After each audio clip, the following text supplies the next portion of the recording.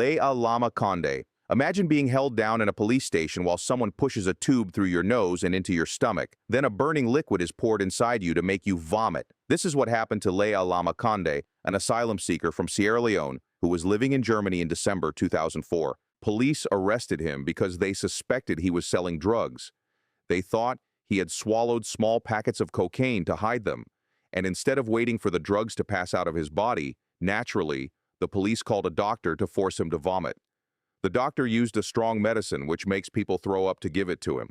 They pushed a long tube down his nose. Conde fought against the procedure and kept swallowing his vomit. Because of this, liquid went into his lungs, and even though this was very dangerous, the procedure was repeated several times. After a while, foam started to come out of his mouth and nose. He collapsed, and paramedics had to bring him back to life before taking him to the hospital, but he never woke up again. Conde went into a coma, and about 10 days later he died. The doctor said the official cause of death was cerebral hypoxia, which means that his brain was badly damaged because it did not get enough oxygen. He had basically drowned after breathing in his own vomit. His death revealed a bigger problem in the same city alone. Police had forced more than 1,000 people to vomit drugs between 1991 and 2004, and a similar death had already happened in Hamburg in 2001. Finally, in 2006, the European Court of Human Rights ruled that this practice was torture. The doctor who carried out the procedure was ordered to pay Conde's family 20,000 euros. Abdul Wali. Abdul Wali was a 28-year-old Afghan farmer who went to a U.S. base after the local governor advised him to surrender. He wanted to show that he had nothing to do with a rocket attack on that base and denied all involvement. However, instead of clearing his name, he was tortured to death while in custody. For 3 days, he was held as a prisoner, and a CIA contractor called David Pissarro took charge of questioning him. Soldiers later testified that Pissarro gave strict orders. Wally was not allowed to sleep. His food and water were really limited, and he was beaten over 2 nights. Witnesses said that he kicked him in the groin with his heavy combat boots so hard that Wally's body lifted off the ground. He slammed him onto the floor, hit his arms and legs with a heavy Maglite flashlight, and even shoved the flashlight into his stomach. At some point, the beating broke Wally's pelvis. This left him unable to urinate, which caused him even more terrible pain. By the second night, Wally was no longer pleading for mercy. He was begging to be killed. Soldiers. Remember him moaning, "I'm dying." And on the 4th day, he did die. At first, the death was reported as a heart attack, but later evidence showed that the beatings were the real cause. Pissarro became the first and only person linked to the CIA ever convicted for abuse after 9/11. At first, prosecutors charged him with several serious crimes that could have meant decades in prison. But in the end, he was found guilty of 1 count of assault causing serious injury and 3 counts of simple assault.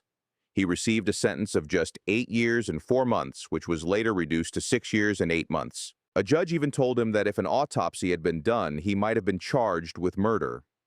Darren Rainey's. Last hours were spent locked in a prison shower that was turned into a torture chamber.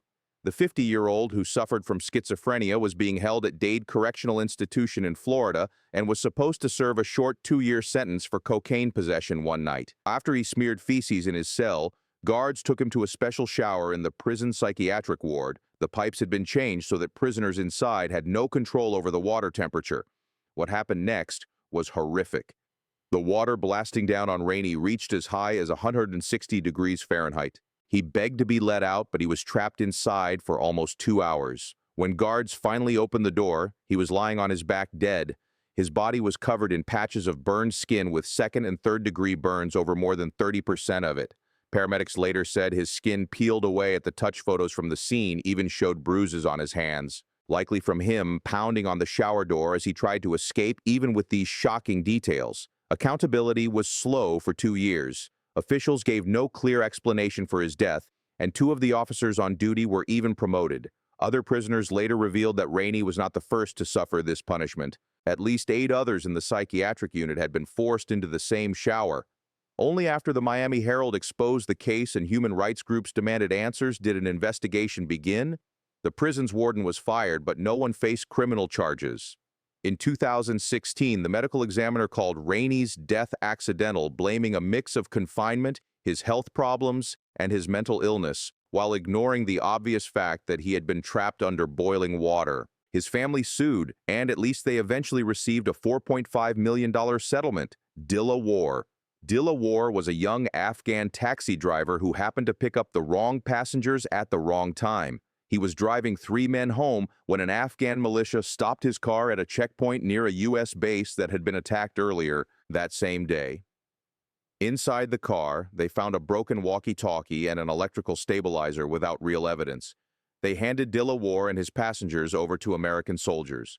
This turned out to be the end for him.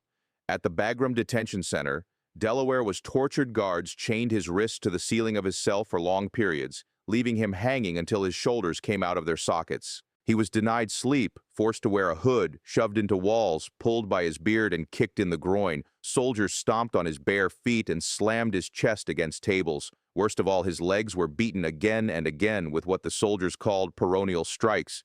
These were powerful blows just above the knee, designed to cause intense pain. Delaware endured more than 100 of them, and by the time he died, his legs were so destroyed that even if he had survived, doctors said they would have had to cut them off. They described them as pulped. On the day of his death, Delaware had already spent most of 4 days chained to the ceiling. When guards tried to make him kneel, his legs would not bend anymore because of the repeated beatings. He was told he would see a doctor. Once questioning was finished, but instead he was dragged back to his cell and hung up again. Hours later, when a medic finally checked on him, he had already passed away. What made it even more tragic was that U.S. interrogators later admitted many of them believed Dilawar was innocent. His passengers were later sent to Guantanamo and eventually released years later with letters saying they were not a threat at all. The truth about Dilawar's death could not stay hidden. A leaked death certificate proved he had been killed by abuse, not by illness, as the military first claimed. His story later became the center of the Academy Award-winning documentary, Taxi to the Dark Side, which revealed the horrors that took place inside Bagram. Some soldiers were investigated, but the punishments were light, short jail terms, rank reductions, and official letters of reprimand. No one was ever convicted of murder, and Delaware never got to come back home to his wife and baby daughter. Nicola Contra. He was only 16 years old when his body finally gave out. Nick was sent to the Arizona Boys Ranch, a privately run boot camp for troubled youth, hoping he could earn school credits and turn his life around. His health was already fragile when he arrived. He had asthma, and the higher elevation in Arizona made breathing harder. Soon, he began showing clear signs of being sick: nausea, diarrhea, fevers over 100 degrees, spasms, etc. His pulse was racing. He lost weight quickly, and even his body gave off what staff described as a moldy odor. However, instead of giving him proper care, staff brushed him off, calling him a faker and even his prescribed inhalers could not be used unless staff gave permission. As Nick grew sicker, the treatment from the staff only got worse. They forced him to keep doing harsh physical exercises, and if he faltered, they shoved or punched him. When he fainted, they threw water on him to force him up again. Often he wasn't allowed to use the bathroom, so he lost control of his bladder and bowels. He soiled himself so often that his mattress was moved into the bathroom, and he was made to sleep there in his own filth. Staff forced him to carry his stained clothes in a trash can and do push-ups over it at mealtimes. He had to sit on a toilet while eating, mocked in front of others. Staff even spread rumors to the other boys that he had AIDS. Nick tried to reach out for help. In his final phone call to his family, his grandmother remembered how he struggled to speak, coughed nonstop, and said, "Wanna die? Wanna be with Dad? Too hard?"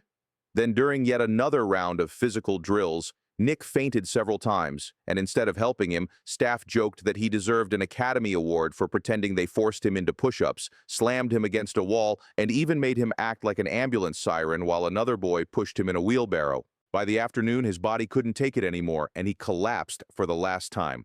When staff ordered him to get up, his final word was simply no, and 2 hours later, he was pronounced dead. Investigators later counted 32 different acts of abuse involving 17 staff members. The Los Angeles Times uncovered other reports of children at the ranch being burned, beaten, or seriously injured. Still, most of the staff escaped real punishment because of legal technicalities. Say Naya Prison. Said Naya Prison, just north of Damascus, became known by the name the Human Slaughterhouse. For decades, and especially during the Syrian Civil War, it was one of the most feared prisons in the world. Former inmates said Naya wasn't designed to hold people, but to break them. New arrivals were greeted with what guards called a welcome party. This meant hours of beatings with pipes, cables, and tank belts. Prisoners were blindfolded, dragged across the floor, kicked until they passed out, and left bleeding in piles. Survivors say they could identify guards just by the sound of their footsteps or the crack of their whips in the darkness. Detainees were hung by their wrists in painful positions, shocked with electricity burned, and sometimes forced to each other. Guards used hinged boards called flying carpets to bend people backwards until their joints tore apart. Food was sometimes mixed with blood, and water was tainted with urine. Prisoners reported being forced to choose between saving their own life or killing a friend or relative. One Syrian lawyer later estimated that 3 out of every 4 prisoners who entered Nia did not come out alive. Straight-up secret executions were performed there as well. Amnesty International documented how groups of up to 50 people at a time were taken before a military field court. These so-called trials lasted only minutes, sometimes just seconds. The detainees were then led to underground chambers and hanged between 2011 and 2015 alone. Amnesty estimated that between 5,000 and 13,000 people were executed. Their bodies were carried away in trucks, sometimes stored in salt rooms where rock salt was used to preserve them until they could be buried or hidden. In 2017, satellite photos and witness accounts led the U.S. State Department to accuse the Syrian government of building a crematorium at Sednaya to get rid of bodies and cover up evidence of mass killings. Prisoners freed during the collapse of Assad's regime in December 2024 recalled underground cells where men were kept in total darkness, surviving with bottles of urine for waste and thin-soaked blankets for warmth. Many had forgotten their own names after years of trauma. If you like this video, subscribe for similar ones or join my Discord to suggest another.